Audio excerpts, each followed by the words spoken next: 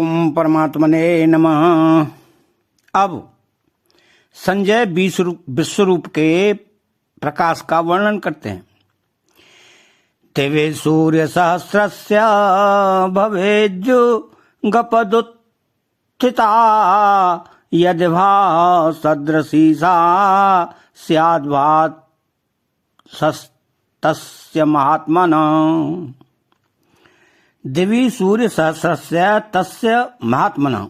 जैसे आकाश में हजारों तारे एक साथ उदित होने पर भी उन सब का मिला हुआ प्रकाश एक चंद्रमा के प्रकाश के सदृश नहीं हो सकता, और हजारों चंद्रमाओं का मिला हुआ प्रकाश एक सूर्य के प्रकाश के बराबर नहीं हो सकता।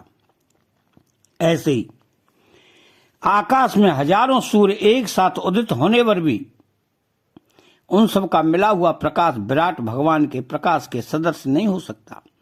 तात्पर्य यह हुआ कि हजारों सूर्यों का प्रकाश भी विराट भगवान के प्रकाश का उपमेय नहीं हो सकता। इस प्रकार जब हजारों सूर्यों के प्रकाश को उपमेय बनाने में भी दिव्य दृष्टि वाले संजय को संकोच होता है, तब वह प्रकाश विराट रूप भगवान के प्रकाश का उपमान हो ही कैसे सकता है। कारण कि सूर्य का प्रकाश भौतिक है, जब विराट भगवान का प्रकाश दिव्य है। भौतिक प्रकाश कितना ही बड़ा क्यों न हो, दिव्य प्रकाश के सामने वह तुच्छ ही है।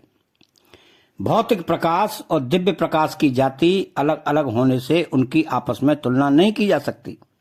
हाँ, अंगुलिनिर्देश की तरह भौतिक प्रकाश से दिव्य प्रकाश का संकेत किया जा सकता है। यहाँ संजय भी हजारों सूर्यों के भौतिक प्रकाश की कल्पना करके विराट रूप भगवान के प्रकाश तेज का लक्ष्य कराते हैं। हजारों सूर्यों का प्रकाश मिलकर भी भगवान के प्रकाश की बराबरी नहीं कर सकता, क्योंकि सूर्य में जो तेज है वो भी भगवान से ही आया है। अगर हजारों सूर्यों का प्रकाश हो तो भी है तो भौतिक, जब भगवान का प्रकाश भौतिक नहीं है, प्रत्युत दिव्य है। अब पीछे के श्लोक में विश्वरूप भगवान के दिव्य रूप अवयव और तेज का वर्णन करके अब संजय अर्जुन द्वारा विश्वरूप का दर्शन करने की बात कहते हैं। तत्रैकस्थं जगत कृतस्नहं प्रविभक्तमनेकथा अप्रस्य देव देवस्य शरीरे पांडव स्तथा। अतः तत्रैकस्थं जगत्कृत्स्नहं प्रविभक्तमनेकथा।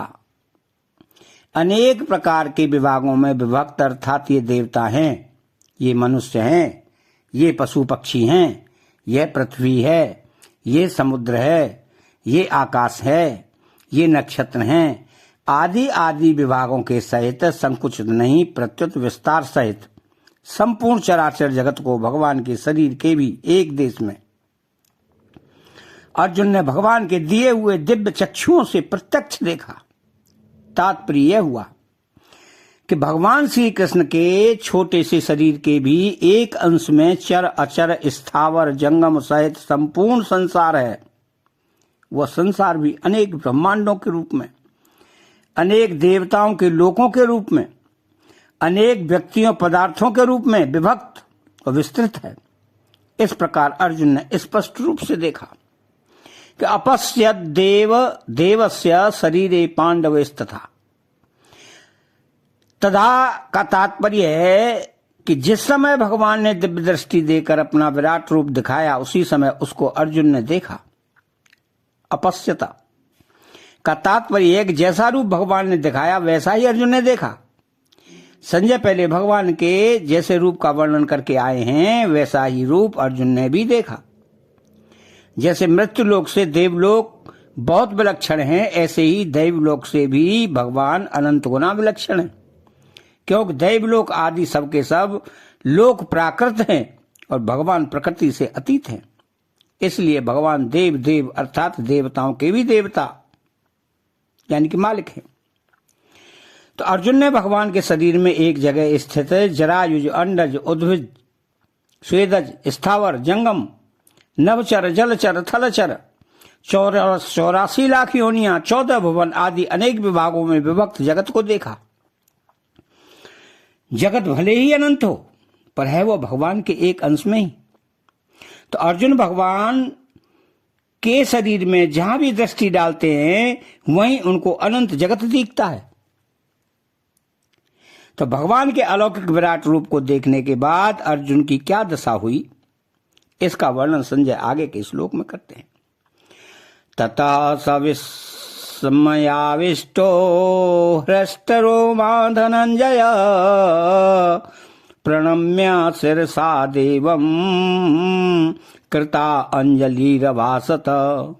अर्थात तत् सविस्मयाविष्टो हृष्टरोमा धनंजया, अर्जुन ने भगवान के रूप के विषय में जैसी कल्पना भी नहीं की थी वैसा रूप देखकर उनको बड़ा आश्चर्य हुआ।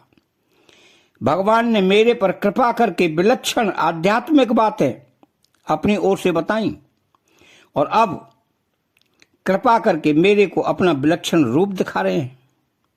इस बात को लेकर अर्जुन प्रसन्नता के कारण रोमांचित होते। प्रणम्य शिरसा देवम कृतांजलिरभासत, भगवान की विलक्षण कृपा को देखकर अर्जुन का ऐसा भाव उमड़ा कि मैं इसके बदले में क्या कृतज्ञता प्रकट करूं। मेरे पास कोई ऐसी वस्तु नहीं है जो मैं इनके अर्पण करूं। मैं तो केवल सिर से प्रणाम ही कर सकता हूं, अर्थात अपने आप को अर्पित ही कर सकता हूं। अतः अर्जुन हाथ जोड़कर और सिर झुकाकर प्रणाम करते हुए विश्वरूप भगवान की स्तुति करते हैं। अतः चैनल को सब्सक्राइब करें, बेल आइकन घंटी को दबाएं और कमेंट बॉक्स में जय श्री कृष्णा लिखें। बोलो जय श्री कृष्णा।